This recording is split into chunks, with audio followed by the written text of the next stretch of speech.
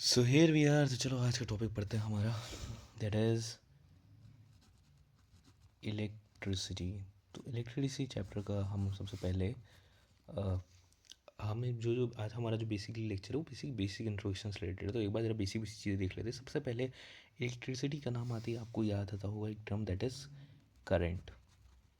दूसरा and circuit. तो आज इन्हीं दोनों चीज़ों के बारे में आज हम बात करते हैं, ठीक है। अब मान लो जैसे कि आपने बाहर कभी देखा होगा नदी को बहते हुए, या फिर आपने हवा को तो वैसे देखा नहीं होगा, बट ऑब्वियसली हवा को फील किया होगा कि there is a particular flow, particular direction में फ्लो हो रहा है, ठीक है। तो ये जो एयर का फ्लो है या ये जो वाटर का फ्लो है, particular direction in a constant rated flow है, जो ये इसको हम क्या कहते हैं एक्चुअली में, दिस रेट ऑफ फ्लो, जो ये बहना है, इसका जो रेट है, रेट क्या होता है basically per unit time.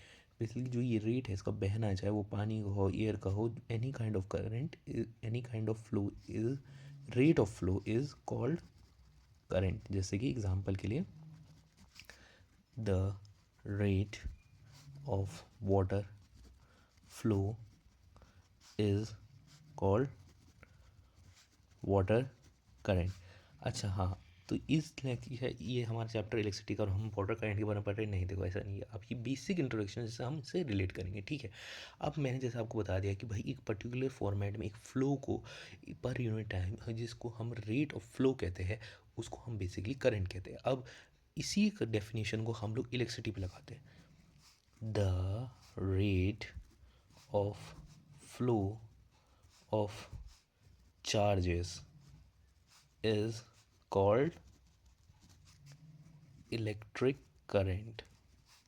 Basically a particular flow of a charges, yeah, in a particular unit area, in a unit area of conductor, the rate of flow of charges in a unit area of a conductor is called electric current. Basically जब हमने क्या देखा कि जो हवा अगर flow कर रही है तो वो होगा एयर करंट, और अगर वाटर फ्लो कर रही है तो वो होगा वाटर करंट। सेम वे अगर चार्ज पार्टिकल्स, या फिर हम चार्जेस, जैसे चार्ज पार्टिकल्स पता है ना क्या होता है, जैसे कि पॉजिटिव हो गया, ये जो पॉजिटिव है ये किसी भी कंपाउंड पर, वैसे ये देखो इलेक्ट्रिसिटी के अंदर हम लोग आमतौर पर इलेक्ट्रॉन वगैरह को रेफर करते हैं, ठीक है। जैसे एटम में है, तो एटम में इलेक्ट्रॉन रिमूवेबल होता है बाहर के ऑर्बिटल में, अंदर में प्रोटॉन न्यूट्रॉन तो पता है ना न्यूक्लियस के अंदर होते हैं, तो प्रोटॉन न्यूट्रॉन तो हिल नहीं सकते, ये 9th क्लास का टॉपिक है, ठीक है। तो ये प्रोटॉन न्यूट्रॉन हिल नहीं सकते, इलेक्ट्रॉन बाहर में होता है, तो ये एक तरह का चार पार्टिकल है, उसके अंदर नेगेटिव है ना भाई, तो ये आमतौर पर फ्लो कर सकता है। तो एक particular flow of current is particular flow of charges in a circuit in a particular unit area is called electric current, ठीक है। अब जैसे कि मैंने बताया कि यार फ्लो करेंगे तो कोई ना कोई डायरेक्शन तो होगा फ्लो करने का, तो हम जो कन्वेक्शन लेते हैं, कन्वेक्शन में लिए मतलब आमतौर पर हम लोग मानते हैं जनरली, अगर आप ये बात समझोगे कि इलेक्ट्रॉन जिस फ्लो में जा रहा है, तो कहीं पर जैसे मान लो हायर क्लास में देखोगे ये जगह पे अगर ज़्यादा का एक्युमुलेशन होगा तो वो लोअर कॉन्सेंट्रेशन की तरफ जाता है। तो जहाँ पे इलेक्ट्रॉन का फ्लो हो रहा है उसके अपोजिट में हम लोग मानते हैं करंट को, that is positive to negative. अभी अब बस आप इतना समझ लो कि पॉजिटिव से नेगेटिव हमारा इलेक्ट्रिक करंट फ्लो करता है, बेसिकली ये हमारी डेफिनेशन, ठीक है। अब इसके बाद मैंने यहाँ पे एक टर्म यूज़ किया है, in a unit area of a circuit, unit area of a circuit और unit area of a conductor, ठीक है। तो ये जो कंडक्टर का यूनिट एरिया है, ये जिसमें ये फ्लो कर रहा है, ये पर्टिकुलर एक देखो जैसे कि अगर करंट है तो उसको एक पाथ होगा ना जिसके अंदर ये फ्लो करेगा कंडक्टर का, तो ये जो पर्टिकुलर पाथ है जिसके अंदर एक इलेक्ट्रॉन फ्लो कर रहा है, एक्चुअली में ये क्या है, तो इसको हम जैसे पता करते हैं, that is circuit. Basically a closed and continuous path for the flow of charge is called circuit. A continuous and a closed and a continuous path for the flow of charges is called a circuit. Basically एक कोई भी continuous लगातार और एक close path होना चाहिए। Basically अगर ये पाथ बीच में टूटा हुआ है तो ये पूरा ही नहीं होगा, तो फिर ये फ्लो कैसे करेगा। मान लो अगर ये आ भी गया तो यहाँ पे आ गया, इसके बाद ये आगे कैसे जाएगा। तो ये कंटिन्यूस और एक क्लोज पाथ जब हो लेंगे हम उसको, तब हम उसको सर्किट कहते हैं, ठीक है। अब सर्किट की हम लोग एक बार डायग्राम बना लेते हैं, एक नॉर्मल सा सर्किट का बेसिक डायग्राम। ये जो है बेसिकली ये जो है ये लाइनें हैं, ये बेसिकली वायर को रिप्रेजेंट करती है। और ये एक बड़ा, एक ये छोटा, एक ये बड़ा, एक ये छोटे, ये जो डंडे दिख रहे हैं दैट इज़ ये बड़ा वाला पॉजिटिव है, इन छोटे वाले नेगेटिव है, ठीक है। ये बैटरी को रिप्रेजेंट करता है, ठीक है, बैटरी को करता है। अगर देखो, अगर सिर्फ एक बड़ा वाला डंडा एक छोटा डंडा है तो ये हो गया तुम्हारी सेल, ठीक है। और अगर तुम्हारे पास 1 2 3 4 ज़्यादा है तब इसको कह दोगे तुम बैटरी, ठीक है। एक अगर होगा बड़ा डंडा छोटा डंडा उसको हम सेल कह देंगे, बहुत ज़्यादा दो एक से ज़्यादा होंगे तो हम उसको बैटरी कह देंगे, ठीक है। अब यहाँ पे कुछ ना कुछ मान लो, अगर पता कैसे चलेगा, हम लोग माइक्रोस्कोपी लो पे देख नहीं सकते, हर चीज़ को देख नहीं सकते कि भाई कैसे होगा, तो हम यहाँ पे लगा देंगे एक बल्ब जो जलेगा और हमें बताएगा कि भाई सर्किट क्लोज्ड है या ओपन है, ठीक है। और एट द सेम टाइम यहाँ पे हमने एक स्विच लगा दिया है, ये स्विच को अभी हमने ओपन छोड़ा है क्योंकि अभी इसमें इलेक्ट्रिसिटी कंप्लीट नहीं हो रही। अगर मैं जैसे ही इसको क्लोज करूँगा bulb start glowing, bulb glow करना स्टार्ट कर देगा, चमकना स्टार्ट कर देगा, ठीक है। और यहाँ पे एक और चीज़ बताई जाती है कि अगर हमको इसके फ्लो का नापना है, ठीक है, तो उसको हम लोग यहाँ पे सीरीज़ में एम मीटर को लगा देते हैं, ठीक है। आगे चल के हम पढ़ेंगे क्या होता है एम मीटर बेसिकली कैलकुलेट कर लेता है कि कितना इसके अंदर करंट फ्लो हो रहा है, ठीक है। और अब ज़रा हम लोग कुछ टर्म्स के बारे में बात करते हैं। तो जैसे कि हमने पहले वाली डेफिनेशन पढ़ी that is rate of flow of charges in a particular. यहाँ पे जो करंट का मैंने बताया कि करंट क्या है, बेसिकली चार्ज का फ्लो है एक पर्टिकुलर इन टाइम। तो जरूर डेफिनेशन से अपन एक्सट्रैक्ट कर लेते हैं फॉर्मूला। चार्ज के लिए क्यू यूज़ किया जाता है, आई करंट के लिए यूज़ किया जाता है, और टाइम के लिए यहाँ पे टी यूज़ किया जाता है। तो basically I represent here current and Q represent here charge and T represent here time. Basically I equals to Q by T, ये फॉर्मूला आ जाता है। और करंट की ऐसा यूनिट जो होती है that is coulombs, coulombs, coulombs होती है करंट की ऐसा यूनिट, ठीक है।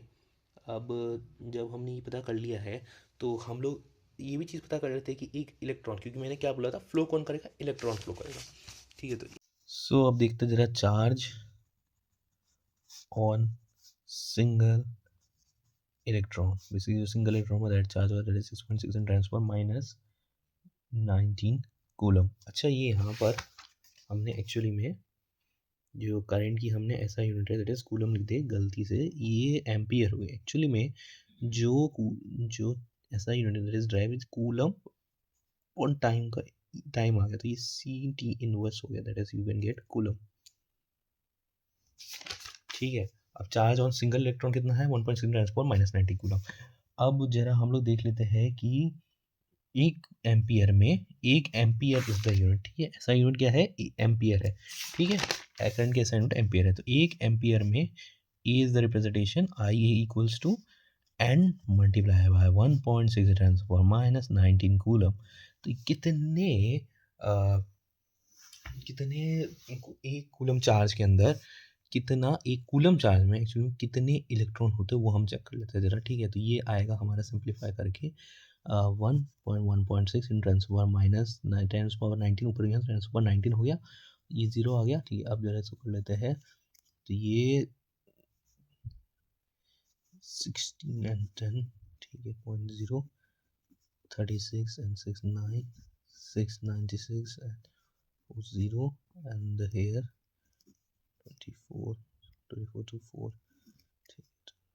12 और ये 32, ठीक है। एंड 16 2 कर लो 2 32, और यहाँ पर 8 0 6 5 30 और ये 8 हो गया 5, ये 6.25 10 पावर 6.25 10 पावर 18 इलेक्ट्रॉन, ठीक है। तो इतना इलेक्ट्रॉन जो है वो एक कूलम के चार्ज के अंदर होता है, एक कूलम चार्ज, ये जो बेसिकली चार्ज की यूनिट है कूलम, ठीक है। और वो नीचे में जो करंट का formula is I equals to Q by T. तो चार्ज की यूनिट हो गया आपकी कूलम और टाइम तो टी है, तो ये हो गया तुम्हारा C T inverse that is ampere. एक और एग्जाम में जो है ना एम्पियर को डिफाइन करने के लिए बोला जाता है। एम्पियर क्या है, हमने अभी बोला एम्पियर, बेसिकली एम्पियर अभी हमने बोला कि जो करंट की ऐसा यूनिट है वो है basically van 1 coulomb of charge flow in 1 second in a unit in cross section of conductor, 1 coulomb charge flow in 1 second in a cross section of conductor is 1 ampere. ठीक है, तो ये basically definition है. How हमने कैसे पता कि हमने ये I equals to Q by t, so that is I हमारा एम्पियर है, क्यू हमारा C that is coulomb and time is time inverse. ठीक है, ये बेसिकली हमारा definition that 1 coulomb of charge flow in 1 second in a cross section of conductor is called ampere. ठीक है, तो ये बेसिकली डेफिनेशन. तो आज